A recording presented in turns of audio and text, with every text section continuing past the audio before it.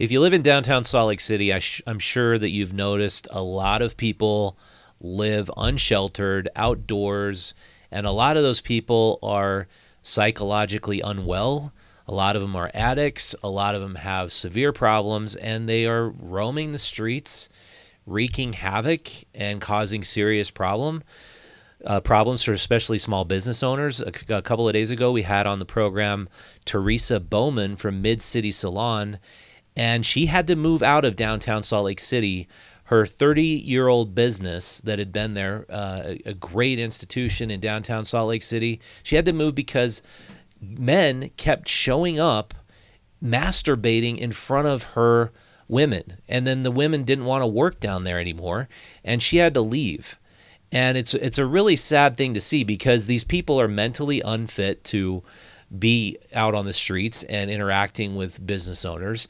So on the program today, we've got Rocky Anderson, mayoral candidate, previous mayor of downtown Salt Lake City. Thanks for coming on, Mayor. Absolutely. And I might say I've known Teresa for a long time. She's right next to where an old law office of mine used to be. And it's on Broadway between Main Street and West Temple, all glass in front looking out on Broadway. And there have been 3 instances of public masturbation. The last time her salon was full of women, employees and clients.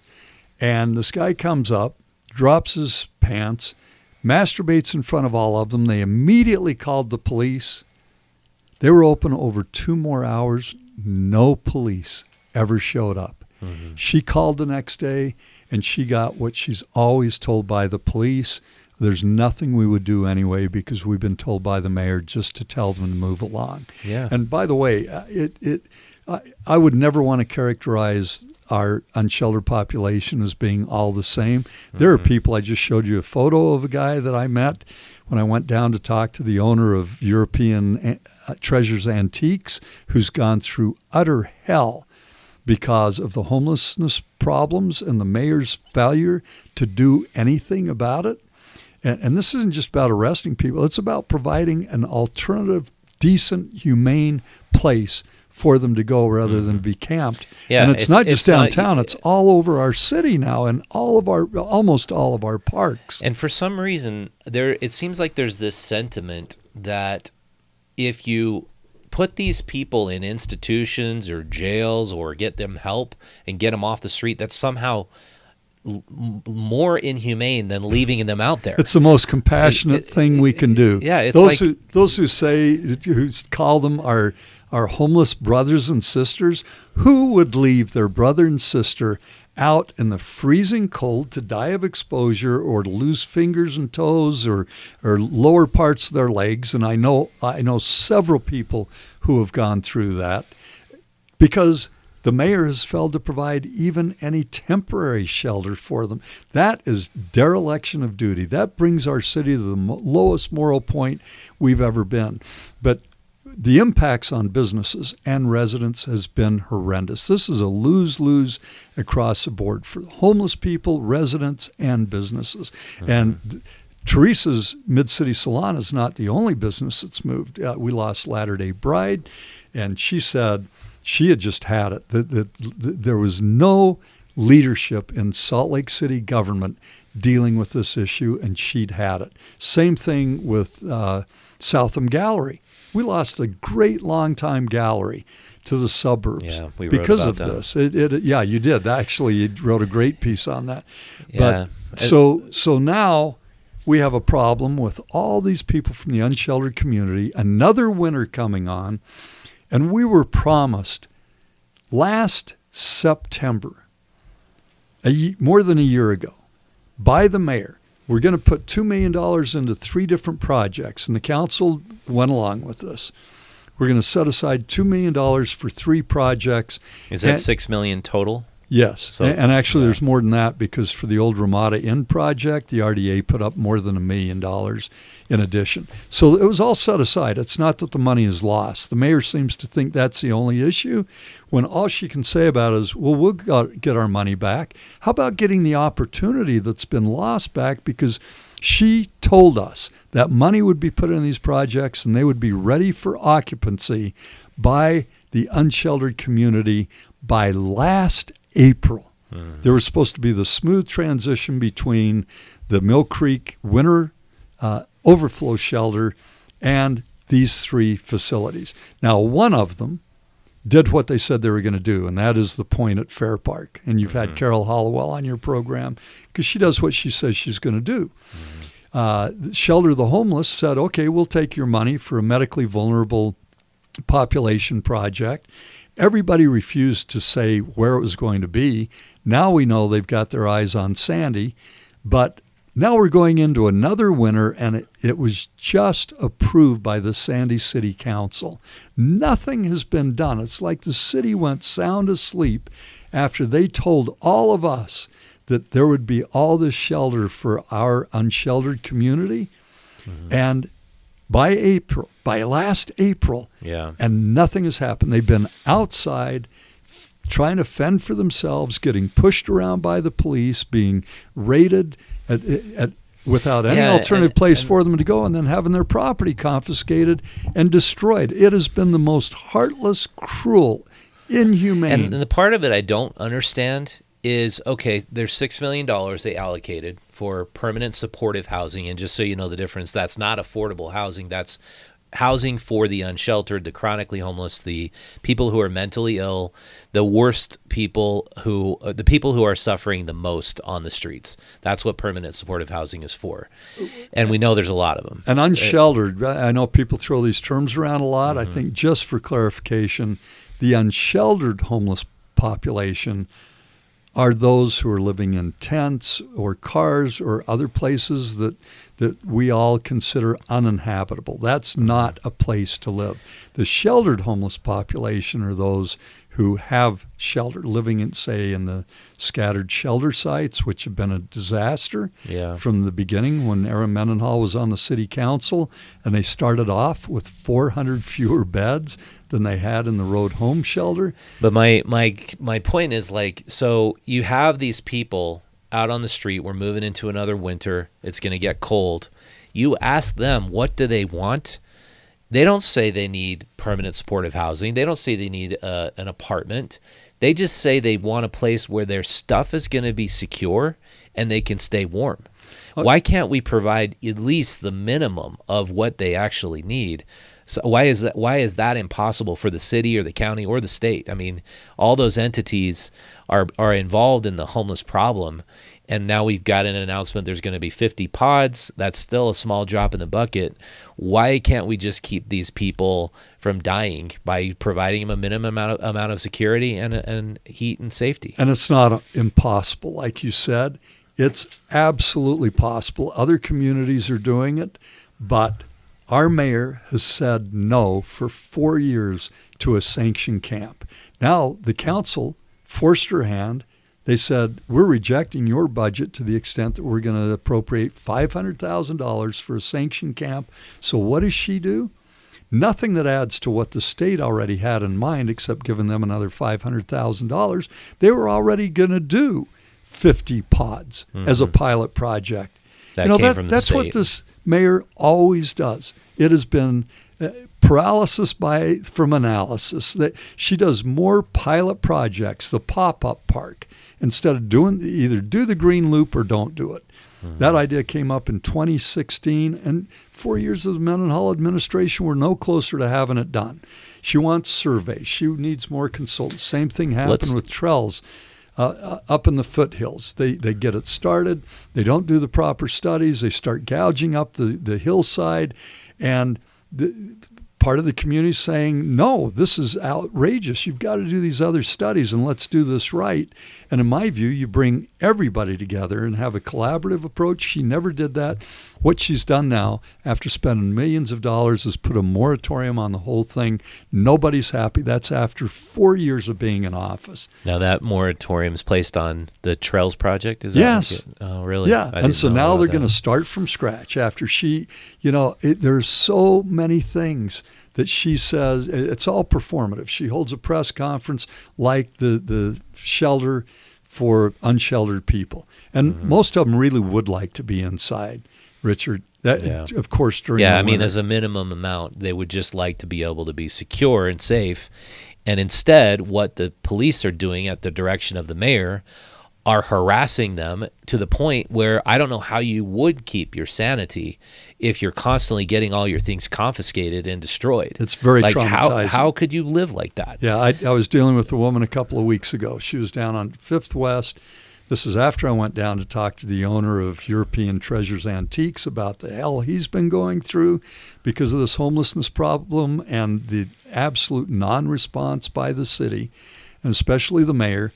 And then I went out to get in my car, and there was this guy out on the island. And I was watching him, and he was folding everything up just perfectly in a shopping. I went over to talk to him. He is on the street solely because he doesn't have affordable housing. He had a full-time job. He and his roommate split up, so now he's in a motel, doing fine.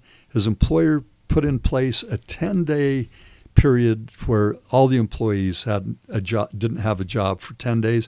That was enough for this downward spiral. Now he's out on the streets, can't pay for the motel room, and now can't go to work because he's filthy. Jeez. And nobody's providing toilets or showers or a decent place. He just needs stability. So I talked to Carol over at Switchpoint. She got him in. Almost immediately, he got a full-time job.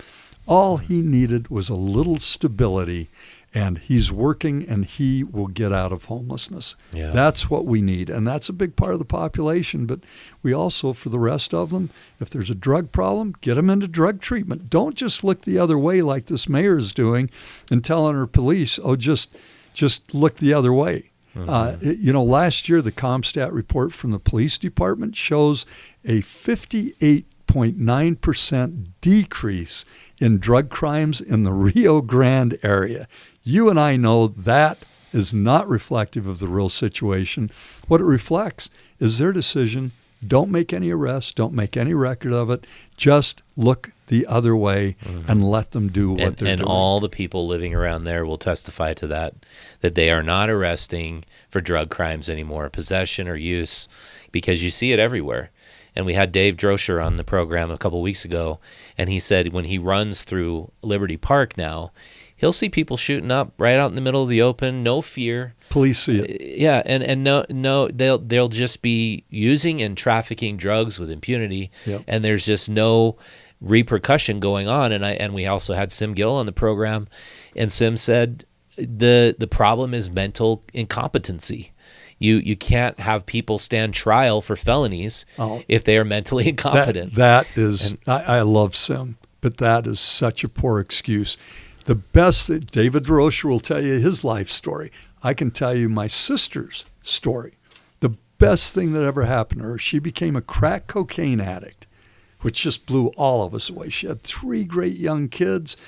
She would have lost her life. We're all positive of it. And she certainly would have lost anything that she'd built up financially for her family. Had she not been arrested in Utah County, put in jail, and had to go before a judge and decide which course is she going to take with her life, she went into treatment, never used again. We do that in our families. We have interventions. This mayor and this community and our police department, following the mayor's orders, are just looking the other way. Who would do that if we really care about those who are in need? And as a result, everybody's harmed, the businesses, the residents, and members of the homeless community. Yeah. Do you want to get back to affordable housing or permanent supportive housing? This chart we've got. Can you bring up the Ian Koski? Yeah, so this chart we're about to show you on the screen shows the promised units. This is the initial information we got. Somebody wrote to Ian Koski, who's Aaron Mendenhall's campaign manager, and asked him, well, she's claiming that she is responsible, that she has achieved building of 777 units of supportive permanent housing for unsheltered people. Mm-hmm. And so he gave that list of how many units. It all adds up to 777. We see the first 2, Pamela's Place and the Magnolia. Yeah. Those were done under Jackie Biskupski. It took years to build up, to get everything in place. They were under construction during Jackie Biskupski's term, and they were finished during Mayor Mendenhall's term, she did nothing to help bring either of those projects about, and yet she's trying to take credit. So then you go down, and we can go to the chart. We put together a chart showing, if you want to show the other one, yeah. So those first two, and she didn't even attend the groundbreaking for Pamela's place. That shows how little involvement she was at the ribbon cutting ceremony for the ribbon of Magnolia. Cutting. Yeah, she was for the Magnolia, but that's all. So she's claiming credit for that. That's absolutely absurd. Then she claims credit for Central City Apartments. We've looked that up. There was very little involvement by the city. That was mostly state and I believe county money, almost nothing to do there.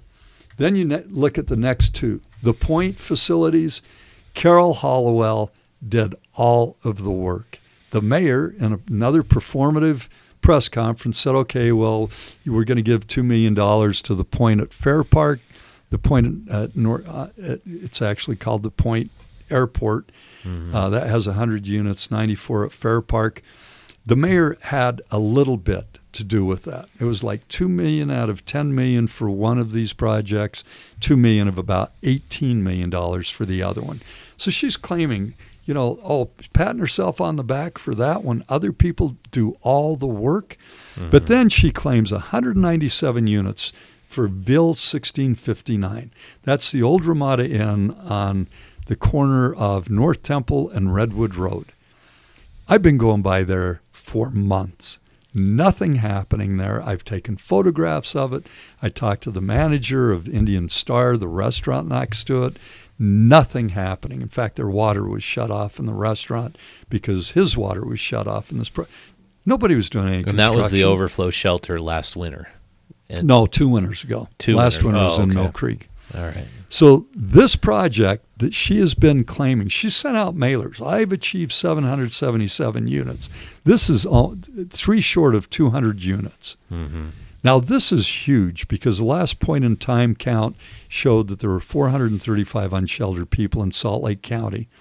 This would have taken in almost all of those people who were counted among the unsheltered. If you put 2 per room, this administration has been so out of touch. She told us, we're putting this money up so that they can be open for occupancy by last April. There was supposed to be this flawless transition from the winter overflow shelter in Mill Creek and then all these unsheltered people moving in the Ville at 1750 at Redwood Road. Yeah, and the Tribune North did a Temple. story on that. Yeah, and they basically blamed the guy who got the money, that he didn't have the backing he thought he had, and that we lost no money because apparently, he just didn't have that backing. But the mayor trusted him to build those units. Was there any due diligence done into this developer that he'd actually get it done? No. I mean, she promised that they would be moving in April.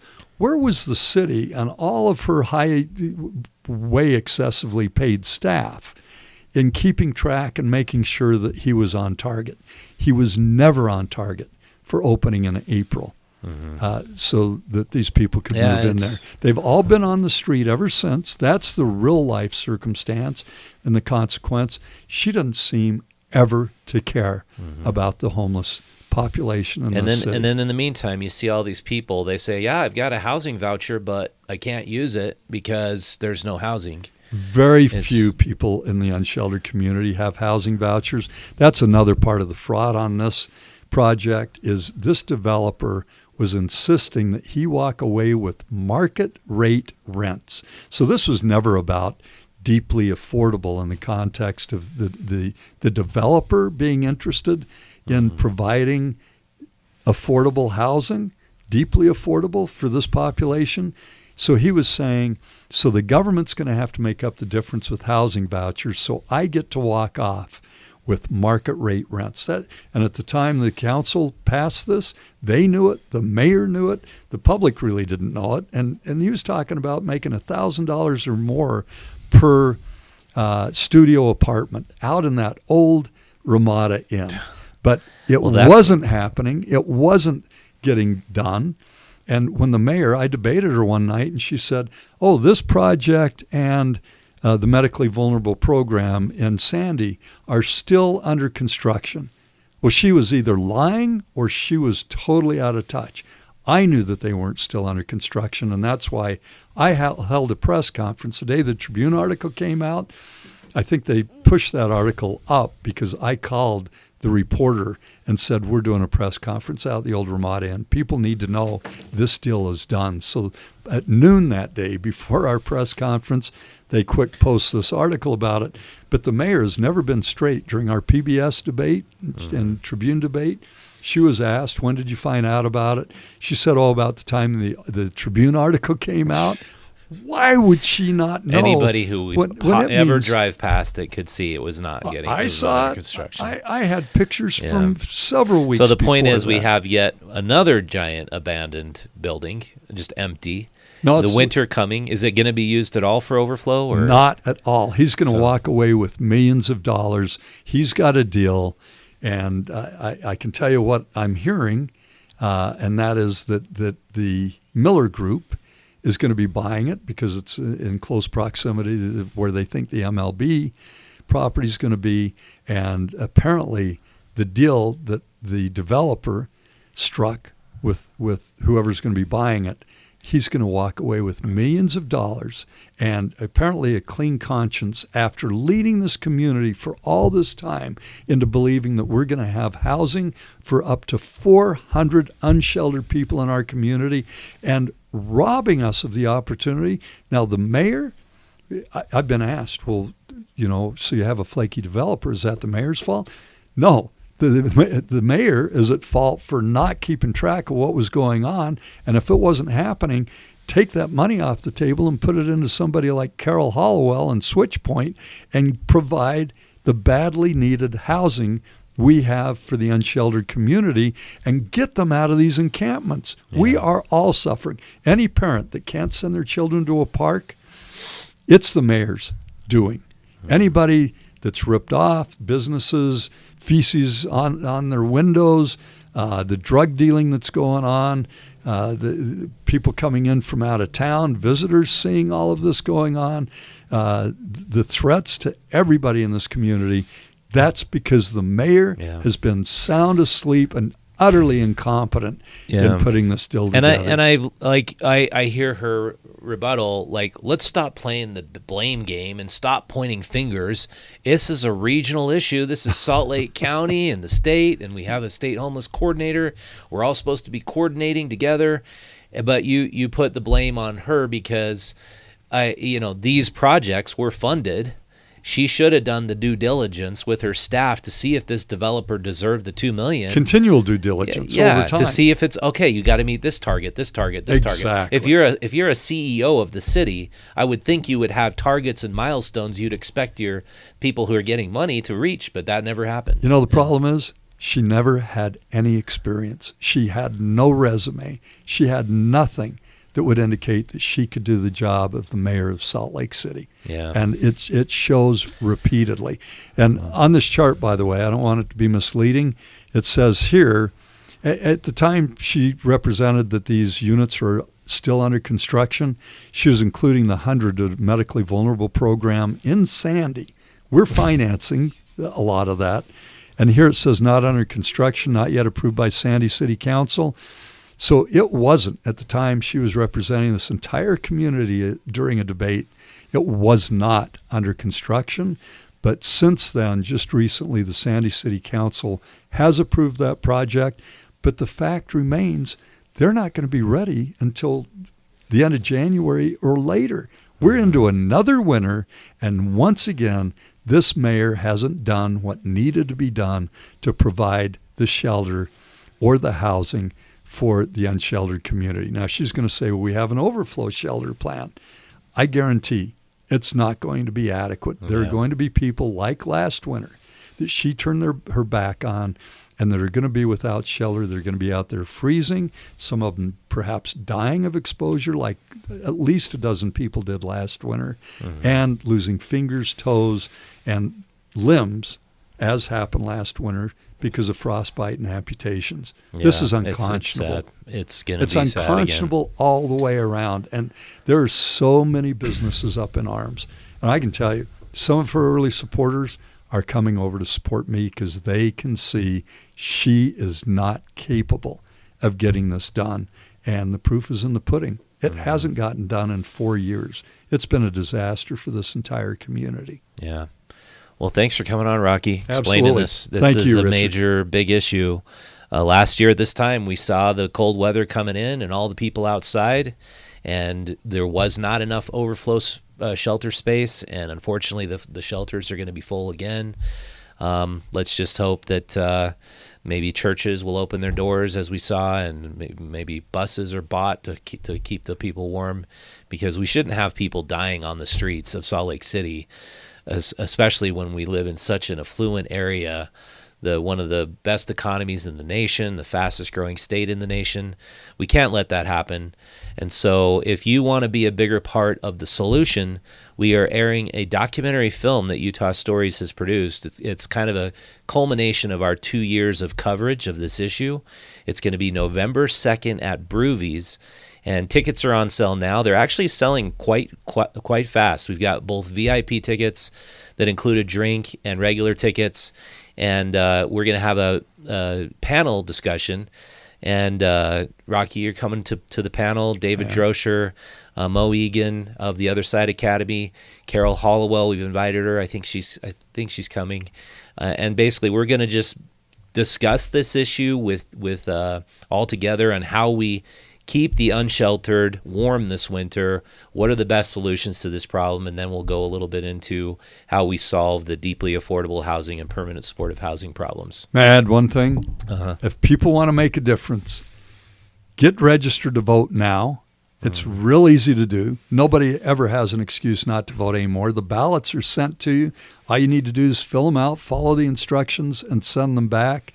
This is as pivotal election in terms of quality of life for businesses, residents, and members of our homeless community as we've ever had. Yeah. And we cannot stand another 4 years of the Mendenhall administration. Yeah, everybody in Salt Lake City should be voting this time around, no doubt about it. And for Rocky Anderson. Thank you very much. Yeah, thanks for coming on.